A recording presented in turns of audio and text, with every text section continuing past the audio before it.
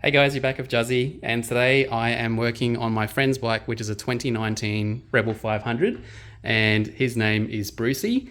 And on Brucey today, we are going to remove this OEM Tailtidy, and we're going to put an aftermarket brake and slash parking light, and then we've got some other parts here. We're going to change the license plate positioning, and basically we're going to install some new indicators so it looks way tidier than this factory setup. So the first thing we're doing to work on any wires is to get to the battery. So just undo these two Allen key bolts here and set the seat aside, and then we're going to be disconnecting the negative by using a Phillips head screwdriver and slotting this negative terminal out. But then we're going to be looking at removing all these bolts here and trying to get this whole assembly off, and disconnecting the wiring, cutting the loom, and installing all the aftermarket lights. Alright guys, so I've just used a Phillips head to undo the screw that is tightening the negative terminal on the battery. I've just set it aside and put a rag under it so it can't earth. The way it appears that this is connected to the fender is that underneath here there are two 10mm bolts on the underside of the fender.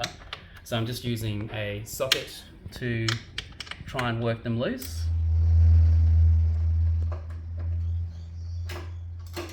All right.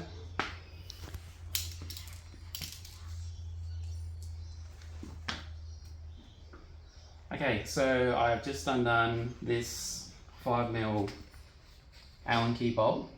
So it's a two on the underside and one here, and then as you can see, this all starts to come loose.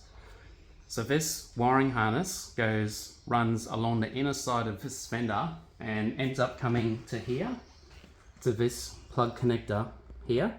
So what we're going to do today is cut the wiring somewhere around this area and wire in the new wire connectors from the aftermarket brake light. Alright guys, so as you can see, we have undone the two 10mm and the 5mm Allen key. That's just enabled me to hang down this factory Tailtidy like so. We then tried to fit these American threaded indicators into this fender, but because it's a different thread and it's a different size, it won't fit. So the thread on this type of indicator is M10 and it's imperial, but the bike has a M8 metric thread. So to get around that, I've just used some indicator brackets that I use on my bike as well. And basically that's enabled us to hang the indicators down. So it still looks cool, and it's closer towards the back. So then what I've done is I've just put a nut on the opposite side here, which came with this indicator, and then I can run this harness towards the back. So the next thing I'm looking at is what to do with the wires. So from factory, the indicator on the left hand side has a orange and green light, which is just like the 22 model. The green is earth and the orange is the actual indicator flasher.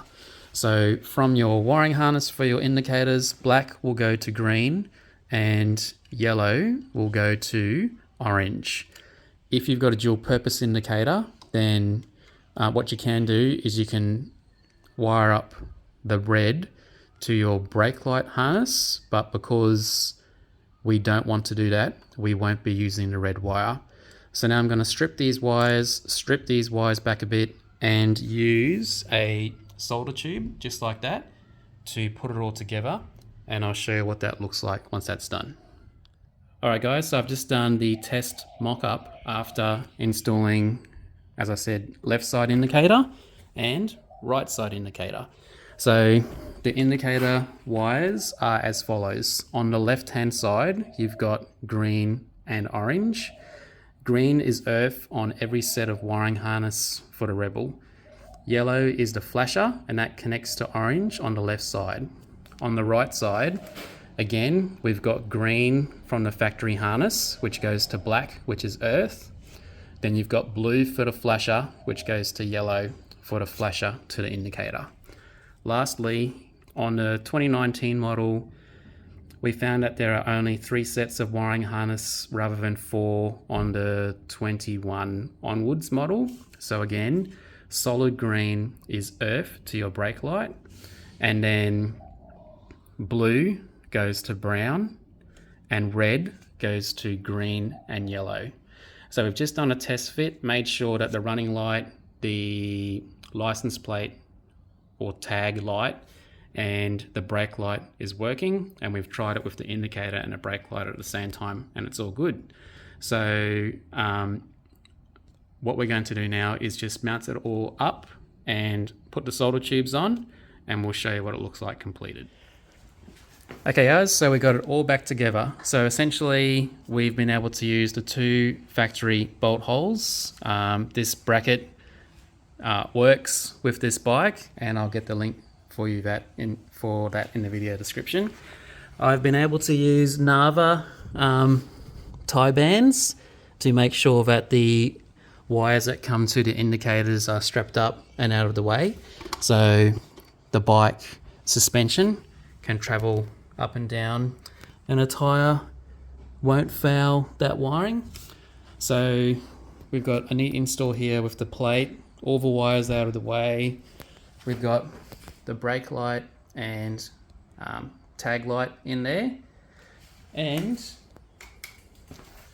so we've got the indicators working. So left and right indicator works, and then if we just press the brake, as you can see, it's on there as well. So that's awesome. So we've run out of time today to put the relay in, but I'll do another video showing how to install the relays to both bikes in the next week or so. But as for now, hope you've enjoyed this. It's looks like this from the back. So if you're wanting to keep the stock rear fender and have it neat like this, this is a really good solution. Saved a bit of weight as well. Alright guys, so thanks for watching, and I'll see you in the next video.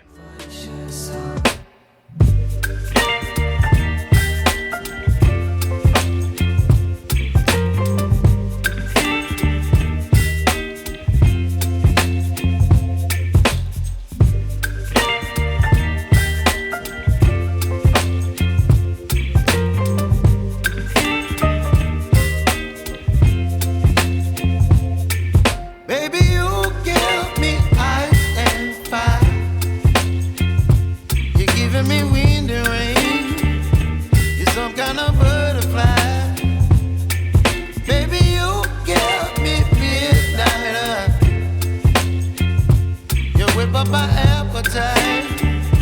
Don't leave me here high and dry.